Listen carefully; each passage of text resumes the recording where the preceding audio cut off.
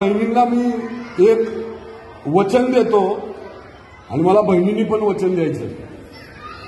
आज तुम्ही पण वचन घ्या माझ्याकडनं, तुम्ही पण मला वचन द्या। या पिंपरी चिंचवड शहरामध्ये कुठल्याही जाती धर्माची जर मुलगी असेल, बहीण असेल, माता असेल, तिच्या संग असं घडलं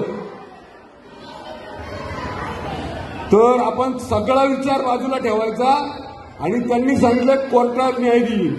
बदलापूरच्या घटनेत काय झालं, कोर्ट न्याय देईल। अशी घटना जर पिंपरी चिंचवडमध्ये घडली तर मी तुम्हाला सांगतो, तुम्ही माझ्याबरोबर चालायचं, त्याला ठेचून मारायचं काम मी करतो।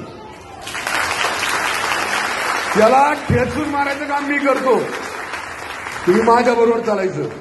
पण त्यावेळेस तुम्ही कुणीच हा विचार करायचा नाही की तो माझ्या नात्यातला नाही, माझ्या जातीचा नाही, माझ्या धर्म